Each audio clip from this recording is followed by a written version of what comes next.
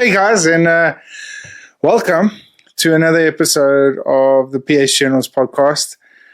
Today, my special guest is none other than myself. I decided that this podcast we were going to do a little bit differently. The podcast has received such great feedback since I've been back from the States, and even before then, we've been overwhelmed with the amount of messages. I've attended a few podcasts. And as well as the growth of the podcast has been quite rapid over the past couple of weeks, which has been incredible. And I can't thank you guys enough for that. But I decided that, I've only really told my story once on this podcast, and that was at the very beginning. So what happened to all the followers and the listeners before or after that time? Kind of fill them in my life's journey and where we've come from and where we're going as PH Journals. And how did we get to this point? There's going to be a lot of things that are going to be difficult for me to mention, difficult for me to talk about. But I decided that if I'm as raw and honest as I possibly can with everyone that's listening to my podcast, it's only fair on the listeners to understand exactly where I've come from and why my guests are who they are and where we're going in the future. That's very, very important to me. I'm sure to everyone that's following this, just to give it some sort of context, because it's wonderful to have guests on these podcasts all the time. And I do a lot of solo podcasts on giving information and advice on your next safari adventure. But at some point, it's nice to always understand who's beyond the mark. So this is my story. Guys, and before we get into things, I just want to take this opportunity once again to thank everyone for all the support, the messages, and everything that you guys have given me over the past couple of years. It's been absolutely outstanding, and I'm extremely humbled about where we have. If somebody told me 4 years ago the podcast would be where it is today, I would have told them they're lying. But it's been an absolute unbelievable experience, journey. And I can't thank you guys enough for that. But those of you that haven't yet, I would really appreciate it to support this podcast. All you have to do is hit the subscribe button on any one of the platforms that you are listening to. Turn on the notifications and interact with the episodes, because that ultimately helps me into the algorithm and it helps me support my passion, and that's conservation and delivering on what we're doing right here. It's been a long passion and goal of mine to achieve great things and to communicate through my podcast, through my YouTube channel, through my social media on what really conservation is all about back on the dark continent and in South Africa alike. And some of the challenges and experiences as a professional hunter I've had, and to share them with the rest of the world, because ultimately I still believe that hunting is one of the best conservation tools we have to offer. And with that being said, part of the front line in the conservation efforts are professional hunters in Africa. And without them, I solely believe that our conservation efforts as hunters would be an uphill battle without them. So this is just kind of highlighting a journey of an Eastern Cape professional hunter living his dream, sharing his passion, and doing what he really enjoys doing. And that's protecting our wildlife through conservation efforts. So with that being said, let's get into it.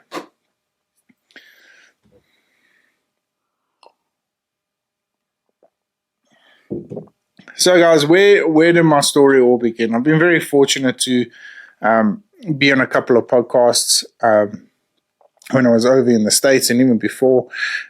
Recently just released is The Wild Dispatch.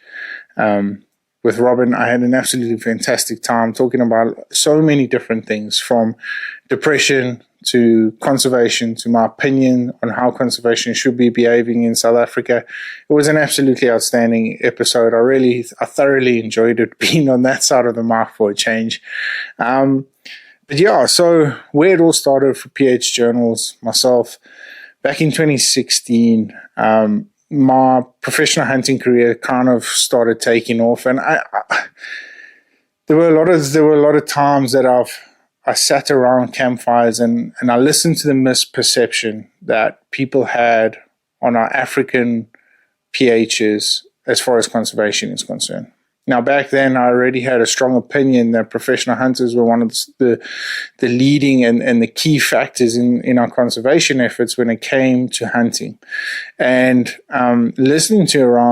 being around these campfires and listening to what was actually being fed out into the world through clients that were coming over to experience Africa on a safari or whatever it may be, I realized there and then that maybe sometimes the perception isn't really as clear as what we think it is. We all, as South Africans, we kind of get naive to the fact that we could possibly just be projecting a false agenda out there. And not intentionally, not at all, but just through some silly ways and means that have been bad habits that have kind of crept into the industry over a couple of years. For instance, one that I completely dislike, and it goes against all my morals and ethics, is the whole meat situation in South Africa. A lot of professional hunters still to this very day are saying that a lot of the meat gets donated to villages. And if out of any situation, meat gets donated to the village, it's a very small portion of that hunting outfit's meat that's taken in. Sorry about that. When you're doing these solo efforts, you always got to keep going back and checking if the camera is working or not. Just for an example, the meat discussion was one of the big ones that I kind of disliked and slowly grabbed onto it. Anyway, getting back into PH journals, where it started and why it started. I was sitting at home one day and I just recently got engaged a couple of months before this particular incident. And I received a message on one of my social feeds. And at that time, PH Journals was non-existent, so it was my personal social feed under Dylan Love. And throwing out a lot of death threats. But with the death threats, they had linked a lot of photographs that had come from my then new fiance, my family, my mom, my brother. And although a lot of these threats I kind of found very irrelevant, very irrelevant at the time, and I kind of just ignore and brush it off, I really started diving into the possibility of what this would entail going forward for the future. And how do you box around it, right? So you're looking for ways and means, because it's not nice. As much as it's an inconsiderate human being on the other side, a keyboard warrior or whatever. Some people actually even believe that there's bots and stuff doing these sort of things. It's still not a nice feeling from a mental perspective. Going into any safari, that mental burden hangs over your head sometimes. So it becomes a little bit of a difficult thing where you want to box it out. And so PH Journals was born. I decided that if I could project my hunting without mentioning any of my personal life in, but project it from a different perspective and let it carry on that way, there might be some benefit to it. And so 2016, PH Journals was born. My hunting career at this stage was based at an outfit just outside of Queenstown, actually owned by my uncle. And we'll get into that a little bit later. Very controversial situation that I've been in, and one of the reasons why I'm doing this podcast. So 2016, PH Journals is born, and it kind of has a steady growth, right? A lot of storytelling, a lot of motivational stuff in between, because I'm still trying to find my feet within the industry, although I had been doing it for 6 years already by then. But boxing in and out certain challenges and conservation efforts. Rhinos were being poached within the concession that we were utilizing to hunt, and just all around the Eastern Cape, and it was at an all-time high. So I believe that if I could project and tell stories the way I do, maybe people will have a better understanding and feel kind of invested into what was actually going on a lot of these situations. And so we did. We invested a lot of time, a lot of effort into my socials, and it kind of grew to a point where people started noticing a lot more about PH Journals and the storytelling behind it. And I was encouraged to then start a podcast and a YouTube channel, which I duly did. And like all things new, you kind of fiddle around here, fiddle around there, and you just kind of hope that everything gels together, and sort of aligns. And they did. The podcast started taking off really well. I got my first 1,000 downloads within a matter of 5 episodes. But then my life started. My personal life started. I got married. My wife fell pregnant. But right in the back of this whole thing is that I was motivated a lot of the time through other people pushing me to carry on with this proceedings, carry on with PH Journals, carry on with the podcast. At the time, the YouTube channel only had 1 or 2 videos. It always was there, and I would do a episode every now and then, probably 1 episode every 2 or 3 weeks, and relevant based on hunting, packages and all sorts of different things. And like I said, life kind of happened. My daughter was born in 2019. And 2019, my daughter was born. Gets to the end of 2019, we had a fantastic hunting season, bumper hunting season. 2020 started, head over to the States, and once I was in the States and in 2020, I was approached by a gentleman from the NRA. Still to this day, I had his card, and I wish I knew he was. He approached me because he wanted to have a conversation with me about hunting and conservation efforts in South Africa, and we were going to talk on more like a podcast style, but from the NRA side. And the conversations went back and forth, and it was wonderful. And lockdown happened. And I realized then that, if these people were noticing what I was doing and what I was talking about, I had more of a subsistence to it. But so lockdown happens, I focus a lot of my energy in creating stories, creating videos. I mean, they weren't great back then. I used to invite a lot of my friends out to different game farms that we knew in the area just to do a bit of hunting. So I could do all the filming and edit those videos and kind of do the voiceover. And I had big dreams for it, and I still do. But back then, it was really novice type material, and it was really fun. It was a lot of fun to do. So COVID came, we hit into COVID, and it was a struggle. As a professional hunter in the COVID period was probably one of the biggest struggles, I'm sure, across any industry. And to back it all off, a lot of the organizations, outfitters, all that sort of stuff, really never backed their professional hunters or looked after them in any sort of way to try and compensate them for no hunts coming in. I mean, it was a whole year. However, there were some good institutions out there that did look after their professional hunters, because remember, I still believe that professional hunting is still one of the best. They're the front line when it comes to conservation efforts. They're the ones that single-handedly hold the responsibility. So to look after them was probably one of the most important things through an extremely difficult period for the industry. And once COVID had broke, the 2021 season was where my life really changed. The podcast was doing exceptionally well. Throughout the COVID period, we managed to generate enough content. Again, we weren't posting frequently, but it was consistent. The 2021 hunting season starts, and it's a blow up from start to finish. I mean, like I said, I'm almost 100% sure I did more than about 200 days of hunting in 2021. There was once that I could remember I went on a 14-day holiday.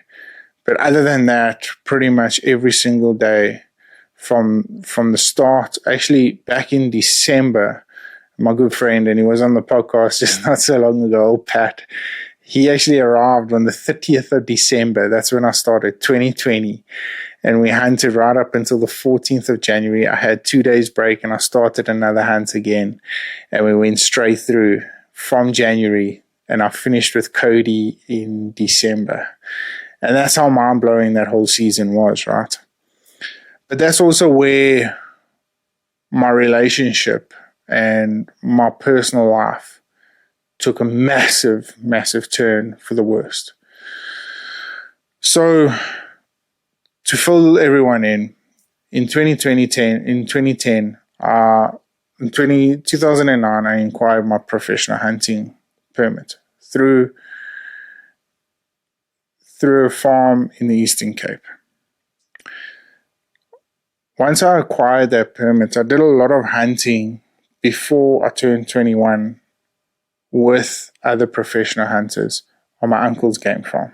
Now, I'm not going to mention names because I don't know what legal implications these might have. But those of you that have followed my story would understand where this goes and who I'm talking about and where I was based. So I joined my uncle's institution. I joined my uncle's game farm as a full-time freelance professional hunter from 2011 onwards. And like I said, from 2009 to 2011, I was still hunting every single year, but doing what we call skivvy hunts, apprentice hunts with other professional hunters. So from 2011 to 2001 to 2021, I was fully committed to a single game farm. And through that period, there were a lot of shifts in this particular game farm. There were a lot of shifts in management, and there were a lot of dynamical shifts. What had happened is, family had split up. The farm was always in a good place. The ranch, the safari company was always in a good place, and it always generated a great hype about it because back then my uncle believed in strong conservation. He looked after the professional hunters extremely well. And we were a family more than anything else. And it felt that way for a very, very long time. However, 2021 came and things happened prior to 2021 that I was not involved in or had any knowledge of until midway through 2021. These scenarios happened, and I somehow kind of feel that the only reason why I'm telling this side is because it played such a significant role into who I am today, where I'm going, and what PH Journal's main goal is.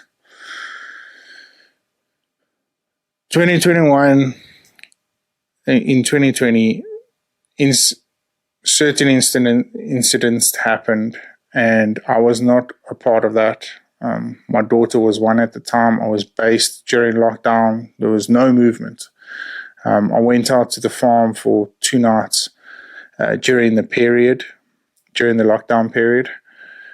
But I was based majority of the time at home, doing podcasts, doing YouTube videos, and trying to hustle every now and then, right? So 2021 came, and I saw a completely different side to what was going on. 2022 started, and I decided that the institution, my uncle's establishment, although it looked after me so fantastically well, and at the time it was an incredible institution to be a part of, to work for. It was really a hive of activity and a phenomenal place, just oozing with game. It was really an oasis in the middle of the Eastern Cape. However, once I realized what situations were put in place from 2020 and 2021, and I became aware of what actually went on, I decided that my brand had grown to a point where I couldn't be associated with anything that might have seemed suspicious as far as conservation efforts were concerned. I decided there and then to leave the farm from a permanent point of view. And unfortunately, my uncle took it completely the wrong way. I made an Instagram post, and was completely misread. It was never my intention to badmouth or somehow highlight any sort of negative aspect coming from his farm or his safari company at all. There was none. I only have everything but respect for that. And I would never do such a thing, because that's just who my persona is. I don't have any intention to do that. So I leave the farm. Of course, things weren't accepted well, which is understandable, given the perspective that he saw it from. My intentions were always to go back and always to keep working for him from a freelance point of view, but never from a permanent basis. However, he saw things differently, and our relationship kind of took a turn for the worst, which is fine. It's something I had to accept, and it's something I got over, and it built a better character out of me, right? Because I knew at that time that I was always going to stand true to the person I am and the person I want to be, and I was never going to back down for anything. However, some of those implications that happened there and then had a very lasting impact on my personal life. I subsequently lost my relationship with my wife, and we got divorced in June of 2022. We separated June 2022, we got divorced a little bit later, around about the October period when I went over to Spain to hunt. But again, all things happen, right, for a reason, and all things happen for the correct reason. I like to see it that way. Right now, we are co-parenting as best as we possibly can, and our relationship is not great, but it's not terrible. And my daughter doesn't suffer. She's doing fantastically well at school, and she's embraced the situation that we are in. During that period from June to October, I was diagnosed with depression. Now, depression for me was always one of those taboo effects, right? I kind of had my David Goggins or my Andrew Tate blinkers on, and I was like, I just, there's no ways I can be depressed. I'll get out of this, harden up. But at some point in my life, I realized that I needed help. So I booked myself into an institution where I received help. And I made a decision. I made a conscious decision that my life was falling apart at the seams. But right there and then, I needed to make this decision and understand where things went wrong. Because if I understood that, I could possibly fix it. So when I booked myself into this institution, it was a 3-week course. And when I was there, I made an obligation to myself that I was going to do the best I possibly could to understand this thing, to beat it, and to come out a better man at the end of the day, not only for myself, but for my daughter as well. And as hard as accepting that was, it also created a little bit of drive within me, because now I had something to work towards. I always knew PH journals myself were destined for great things, but I never really had a goal set to it, right? So there was never a goal for PH journals or for Dylan Love out there that was going to say, oh no, you were going to be this in the podcasting world, or this in the YouTubing world, or this. As far as I was concerned, I was just doing my thing, and I just wanted to project a message about conservation and how professional hunting was happening in South Africa at the time. Fast forward a couple of months, I'm out of the institution. I'm feeling absolutely incredible. We head over to Spain to hunt. I had a fantastic time there with Pat. I wish it was a little bit longer, because I really got to experience the cultures and enjoy what was going on at the time. And I started finding my feet again. I started finding purpose. I started finding drive.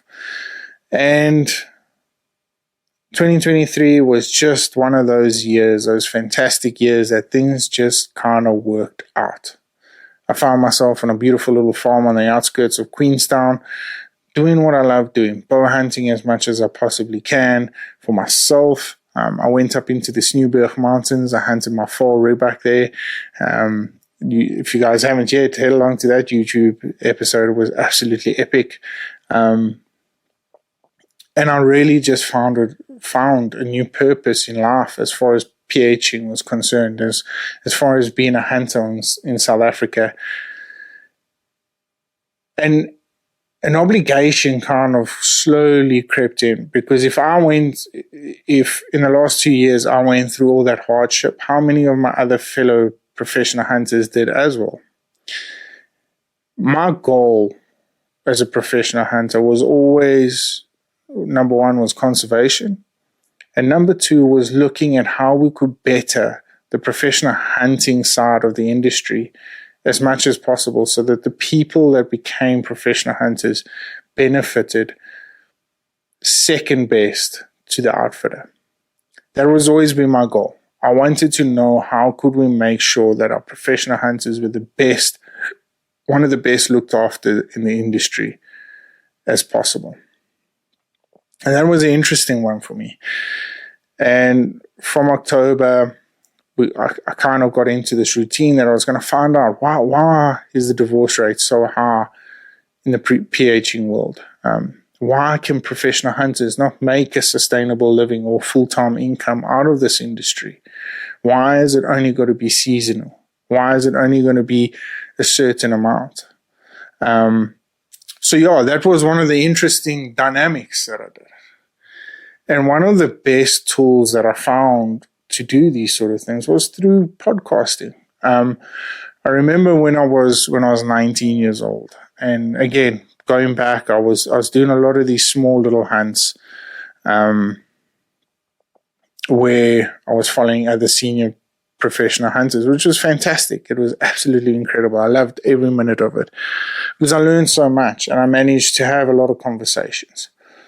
But also at that age, you're kind of arrogant, right? You started saying, oh, well, maybe I can do it a little bit better, or he doesn't know what he's talking about.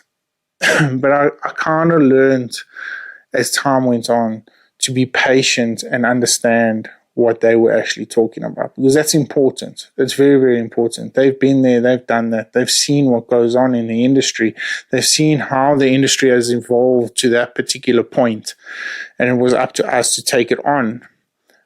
But before we needed to understand what it took to get there.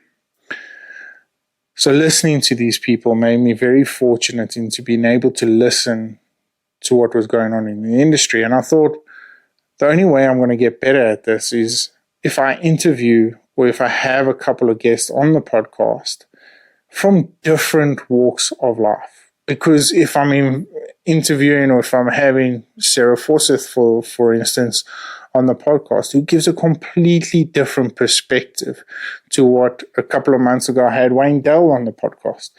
They had two completely different perspectives, but both of them worked, and both of them would benefit the industry in such a great way. And I needed to understand that, and that's where my love for this podcasting and YouTubing stuff came about, because through these conversations, not only were we going to have the opportunity to better our industry, but also better our professional hunters' lifestyles and lives, and maybe possibly at some point through this whole thing become a full-time respectable job that these guys can take on and make sure that it's sustainable.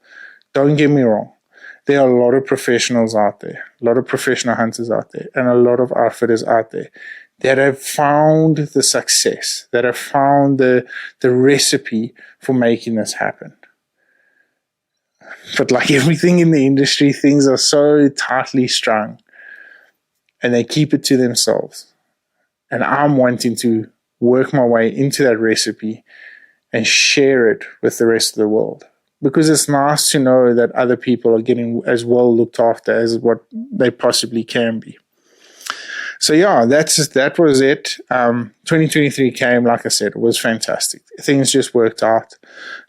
Relationships built, and I started my own outfitting company for the very first time. And exciting, daunting, scary,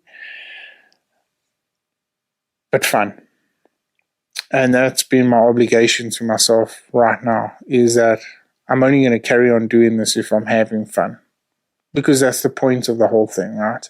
If we're not having fun, how can we ever make this thing work? Because it starts being looked at as a job, as an obligation. And yeah, that's where my life kind of is at the moment. I'm just having so much fun. And I want to take this and project it on everyone that's followed me and share my story, share my adventure, because it is completely my story. It's my adventure. And I'm just so fortunate that there's so many wonderful people out there that want to enjoy this with me. So yeah, guys, and just to fill you in on a couple of things, unfortunately, my relationship with my uncle and my cousins and that side of the thing has deteriorated to a point where I don't think anything can be repaired. Unfortunately, there were certain videos leaked into the social media channels and stuff like that, which I had no involvement in. However, the blame's completely on me, which is fine. I mean, I had no attachment to whatever was leading to anything like that. So it is what it is. I mean, it's just one of those things.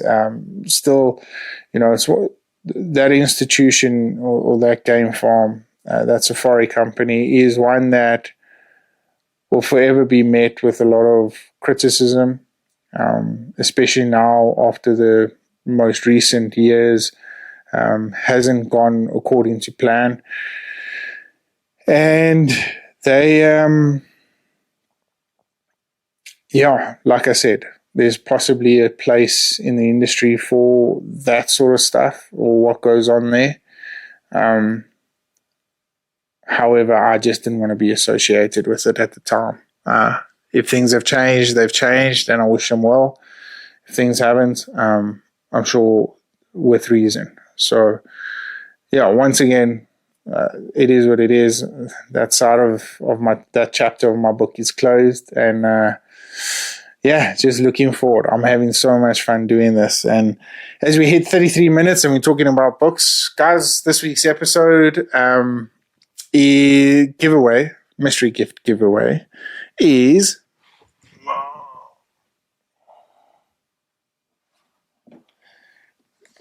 Cries of the Savannah by Sue Tidwell. Sue has done an incredible job at depicting the difference, but from a non-hunter's point of view, the difference of conservation that happens in most of the North African countries, and it does filter down into the southern side. She's an incredible author. I've absolutely loved this book. So as PH Journals, together with Sue, we are giving away one hard copy to a lucky winner. It will be signed and written from Sue, delivered to your doorstep, whether you're in South Africa, America, Europe, wherever you may be. So keep a lookout for those posts. You guys know they're coming. And good luck. Incredible book, a must read. With that being said, Sue has also now finally reached the South African shores, and she's in all the major bookstores. So if you guys would like to find out more about your copies, hit me up on any one of the social media platforms. I'll be able to share a lot of links and things with you guys, and more information on where you guys can find these books. So big shout out to Sue for doing this for the podcast. So guys, with a couple of minutes left, I just thought, well, let me just, where are we going? I have no idea. And that beats everyone's. If I'm looking in the influencer market, that goes against every rule book. Where you got to have some sort of goal, right? But no, where am I going? I have no idea. But honestly speaking, I'm having so much fun doing this. It's been an absolute treat 2024 is looking incredible. I've got so many cool hunts planned for myself, which is cool, for my guests, for my clients that are coming out and enjoying the South African sun with me. So all of this is going to be live and available on my YouTube channel. So I really hope you guys would head along and support that. Like I said, it's been a very, very special time of the year for me, and a very special time in my life, a chapter in my life. My objectives have never changed. I still want to share what it's like being a professional hunter, and hence PH Journals, the journaling side of things. I love telling my story, where I've come from, where I'm going, what I'm doing for the day, diarizing it to the thousands of people that follow me on Instagram and across the board. And my goal is still to try and find that sweet spot for us as professional hunters, because again, if no one is out there trying to look for that secret recipe, we're never going to accomplish anything.